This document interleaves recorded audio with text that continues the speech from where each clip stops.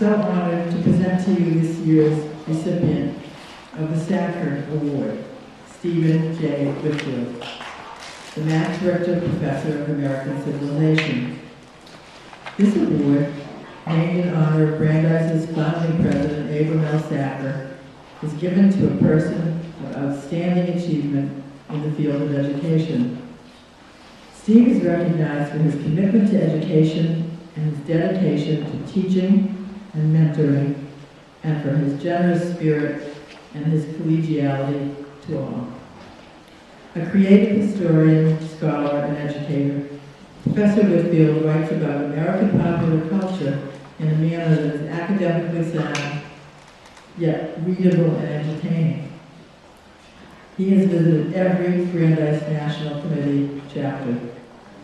In addition, he has written materials for our BNC study groups. Steve received his PhD from Brandeis in 1972 and immediately joined the Department of American Civilization. I have been friends with Steve since I can remember. He is such a Brandeis guy, a wonderful teacher who totally engages his students, a scholar, a real supporter of our organization in every way he can think of.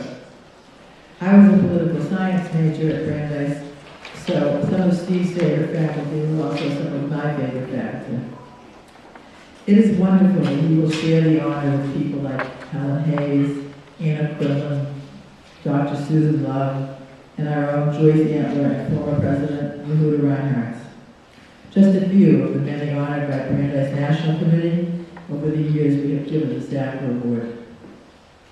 Wonderful scholars at Brandeis are everywhere. Steve Whitfield is a mensch and a wonderful representative of what is best about Brandeis, caring, exciting professors who want their students to get the best they can, and they offer the best that they can. So come on up here, Steve and Leslie, and she will be happy with your award.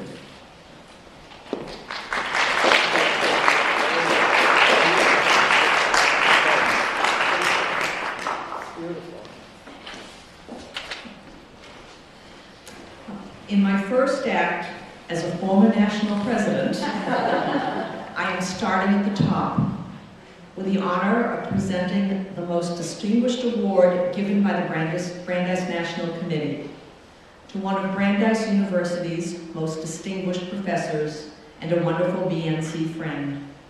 It is my honor to honor you with the 2013 Abram L. Sachar Medallion, which is en rouge.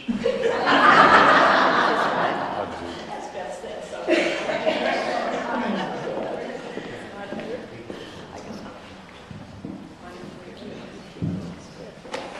Thank you, Carol and Leslie. The honor that you've accorded me is deeply appreciated, and to be at the end of the line of distinguished recipients of this medal is humbling, and I thank you. But I also wish to express my appreciation to the Brandeis National Committee and to its predecessor, the Brandeis University National Women's Committee, for giving me so many opportunities to travel throughout the United States, to meet the most loyal and fervent supporters of the library, and to be inspired by such devotees of an institution of higher learning that few of them attended, and to get such reinforcement of the sense of what a singular university this is. I do not wish to minimize the excitement of the future of education that still beckons, if I dwell a bit on the past. It's an oddly abbreviated history. The volunteer who perhaps more than anyone else initiated me into the role of this organization was Esther Schwartz, a former president. She had been a student of Professor Abram L. Sachar's at the University of Illinois, which means that as often in the Jewish world, there is rarely as many as 6 degrees of separation. The Brandeis faculty member who came up with the idea of study guides, long a mainstay of the national program, was Larry Fuchs, my American Studies colleague and my friend for 4 decades, who died sadly this past March. But fortunately, the living deserve my tribute and gratitude too. The volunteers, whom I've had the pleasure of knowing, are too numerous to mention here. But permit me to single out on this occasion only residents of South Florida, such as Judy Glazer, Belle Jerkowitz, Joyce Ryder.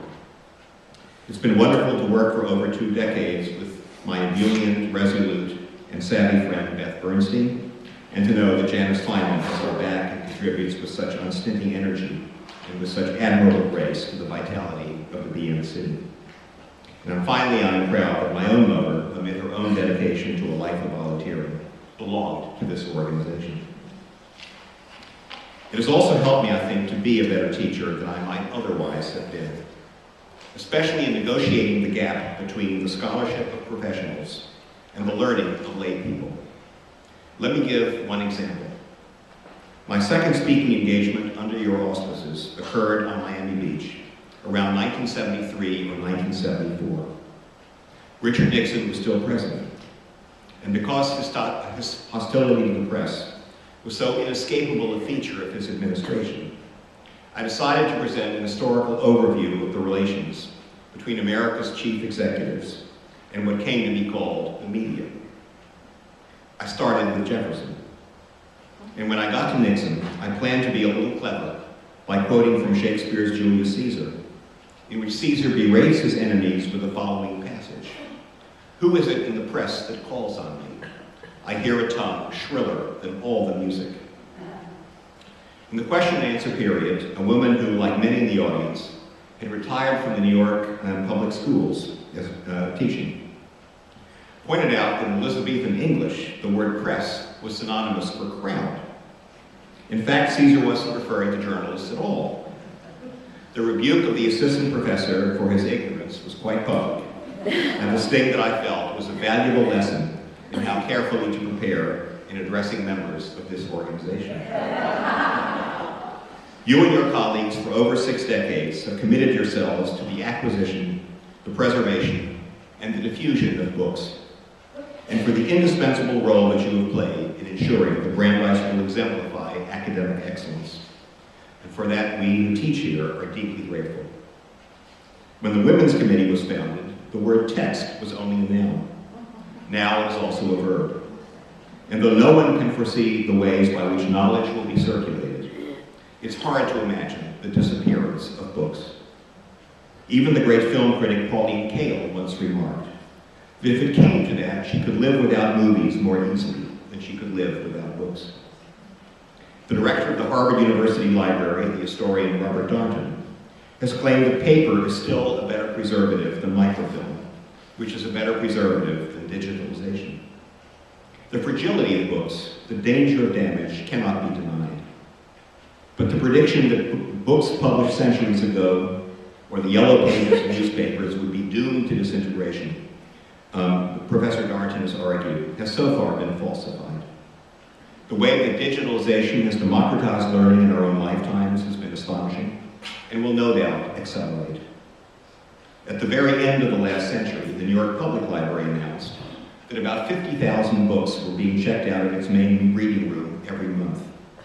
But on its computer screens each month, the New York Public Library was getting 10 million hits.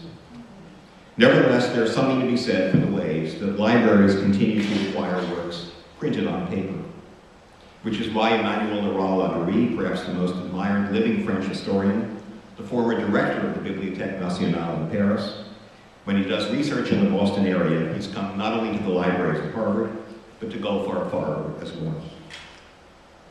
The greatest challenge that the enterprise of learning faces does not come, in my opinion, from the sheer cost of monographs and journals, especially scientific journals, nor from the need to find space for the sorcerer's apprentices who relentlessly bring millions of new works that need to be cataloged and shelved and warehoused. The most formidable challenge that we are all confronting is cultural. It's the anti-intellectualism that seems to be an ineradicable feature of our culture, the casual ignorance that poses a genuine threat to the viability of democratic self-government. Here is some evidence. According to surveys that have been conducted under the sponsorship of the National Science Foundation over the last couple of decades, 1 adult in 5 believes that the sun revolves around the earth. These Americans are living in a pre-Copernican universe. Nor does any other people living in the developed world believe, besides Americans, that evolution by means of natural selection is controversial, rather than the domain of scientific orthodoxy. A Gallup poll taken a summer ago revealed that 3 out of 5 Republicans are creationists, who hold that God created human beings pretty much in their present form at one time within the last 10,000 years or so. Is the story of Adam and Eve true? In the general population, slightly under half answer affirmatively, and the proportion among college graduates was roughly the same. In 2005, the Pew Forum on Religion and Public Life reported that nearly 2/3 of Americans wanted both Darwin and creationism to be taught in public schools. But why should children learn any correct science at all when their own parents don't respect it? Of the adult population, 1/3 believes in astrology. Over half of our fellow citizens believe in ghosts. 4/5 of our fellow citizens believe in miracles, even though miracles violate the laws of nature and of nature's God that Jefferson invoked in the Declaration of Independence. Such widespread superstition can undoubtedly be attributed to at least American versions of religion. But even though our nation's piety is unsurpassed in the industrialized world, most American adults are incapable of naming Genesis as the first book of the Bible. And it's not as though they're too busy reading other books. A decade ago, the National Endowment for the Arts reported a survey that revealed that 4 out of 10 Americans had not read a single book of either fiction or nonfiction in the previous year. In 2006, the National Geographic Rover Poll discovered that nearly half of Americans between the ages of 18 and 24 do not think it is necessary to know the location of other countries in which important news is being made. More than 1/3 consider it not at all important to know a foreign language. By then, Americans of roughly their age had engaged in more than 3 years of combat in Iraq, where 2,400 of their peers had already been killed. And yet, in this young adult age group, 2/3 could not locate Iraq on a map. The acerbic short story writer Ambrose Bierce once quipped that war is God's way of teaching Americans geography. He was wrong. Too many of our fellow citizens are evidently unteachable. In the 1960s, during the war that would eventually claim over 58,000 American lives, Red Book magazine learned that almost half of the mothers whose sons were fighting in Vietnam did not know its location. The full implications for our politics are not yet certain. But no one who wants to sustain faith in the prospect of our democratic experiment can be heartened by reports that 2 out of every 3 Americans are unable to name the 3 branches of government. Over 1/3 failed to list any of the rights guaranteed in the First Amendment, though a 1/4 did assert that the Constitution had installed Christianity as the nation's official religion. The next generation seems also to be clueless. Only 4 teenagers out of 10 can name the 3 branches of government. Only about 2% were able to name the Chief Justice of the United States. Some allowance might be made more generally for statistical margins of error. Perhaps technical criticisms could be launched against the phrasing of the questions, as well as the methods of sampling. But the thrust of such surveys hardly suggests how precious is the education that the Brandeis National Committee has fostered, and how essential your exemplary work will continue to be.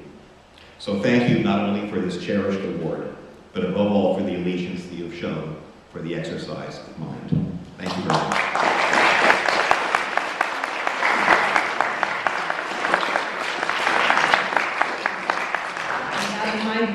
Fist now.